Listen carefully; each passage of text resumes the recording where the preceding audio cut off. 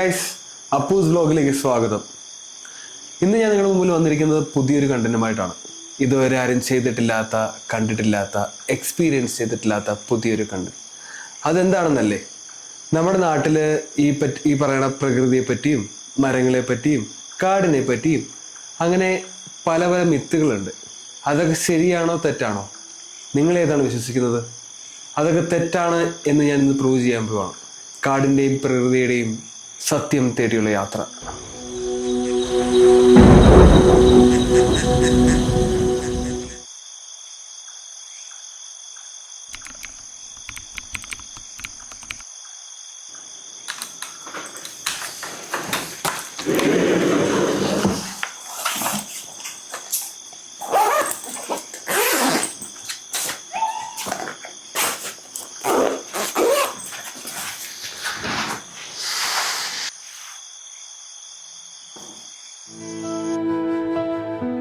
തികതിയൻ അന്മ മനുഷ്യൻ മകര ഇവിരെന്നും മുഴുകും അരശ്വര ബന്ധം മഞ്ഞിന്റെ മലവും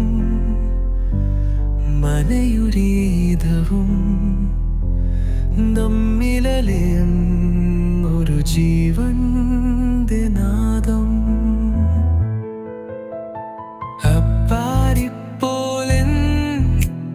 കൈതലേ നീയും പുൽക്കുരി പോലിൻ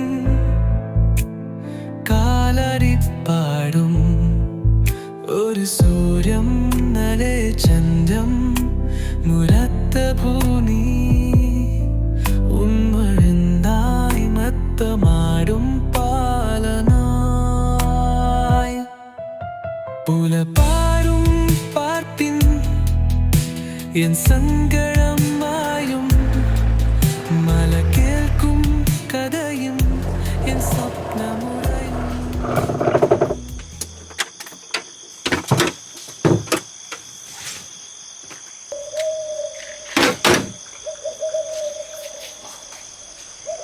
ചേട്ടായി, എനിക്ക് ഈ ശബ്ദങ്ങൾ കേൾക്കുമ്പോൾ നല്ല പേടിയാവുന്നുണ്ട്. പേടിക്കണ്ട ചെറുക്കാ, എന്നാലും നമുക്ക് തിരിച്ചു പോയാലോ? കാടിന്റെ ശബ്ദമല്ലേ, നമുക്കറിയാവുന്ന ശബ്ദമാണ്. എനിക്ക് പേടിയാവുന്നുണ്ട്. നീ പേടിക്കണ്ടെങ്കിൽ വന്നേ. ചേട്ടായി, ഇത് റിസ്ക് അല്ലേ? എന്താടാ, ഇതൊരു കാടല്ലേ, കാട് മാത്രമാണ്, പേടിക്കേണ്ട ഒന്നുമില്ല. എന്നാലും മോനെ, ഫോണില് ചാർജ് ഇല്ല കേട്ടാ. ആണോ? പവർ ബാങ്ക് എടുത്തിട്ടുണ്ടോ? ഇല്ലേട്ടായി. ടോർച്ച് ഓൺ ആവുന്നില്ലല്ലോ. ടോർച്ച് ഓൺ ആയി.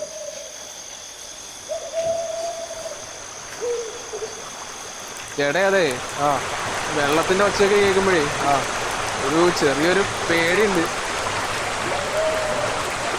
നോക്കി. ആണോ? ഇതാണ് മോനെ കാട്. എവിടെയാണ് നോക്കിക്ക, എങ്ങനെ സിറ്റുവേഷൻ.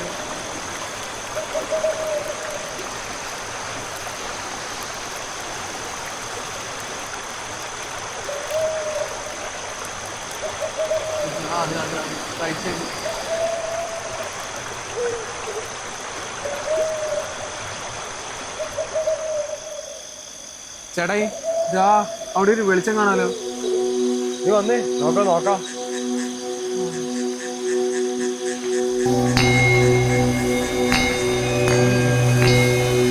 ഒരു ശബ്ദം കേൾക്കുന്ന പോലെ അല്ലേ? ഇതിനെന്തോ ഒരു പ്രത്യേകത പോലെ എനിക്ക് തോന്നുന്നുണ്ട്.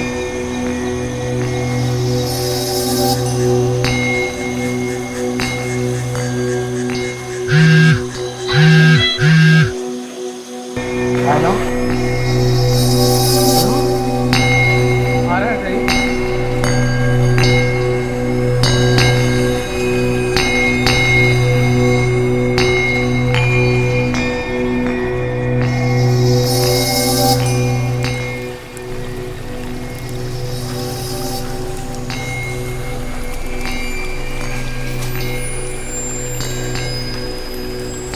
ഇതിന്റെ പഴയ കാറാ.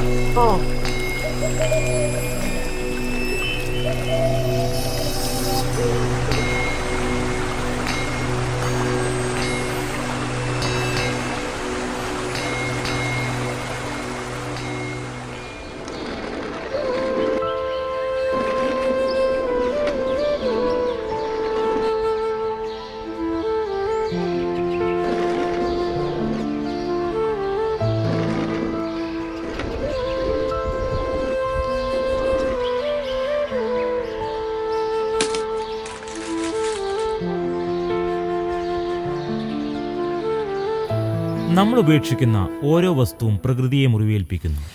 അവയെ സംരക്ഷിക്കുമ്പോഴാണ് അത്ഭുതങ്ങൾ സംഭവിക്കുന്നത്.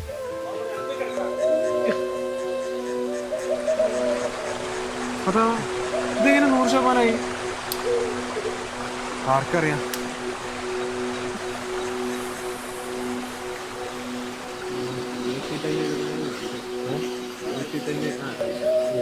ഹേ ഗൈസ്, അപ്പോൾ ഇന്നത്തെ യാത്ര വളരെ വ്യത്യസ്തമായിരുന്നു. പ്രകൃതിയുടെ ശക്തിയെ നമുക്കൊരു അളവുകോൽ കൊണ്ട് നമുക്ക് അളന്നെടുക്കാൻ സാധിക്കില്ല എന്ന് ഞാൻ മനസ്സിലാക്കി. അതിന് ശക്തിക്ക് അതിർവരമ്പുകളില്ല. ഒരു മരത്തിന് നമ്മുടെ ഓർമ്മകളെ ഓർത്തെടുക്കാൻ സാധിക്കും, ചിലപ്പോൾ നമ്മുടെ പ്രവൃത്തികളെയും. അപ്പോൾ അടുത്തൊരു വീഡിയോ കാണുന്നവരെ ബൈ ബൈ. പ്രകൃതി ഒരു കഥയാണ്. നമ്മൾ അതിൻ്റെ ഓരോ അധ്യായവും. അത് മുറിക്കുമ്പോൾ പുതിയൊരു അധ്യായം തുടങ്ങാൻ നമ്മൾ ബാധ്യസ്ഥരാണ്.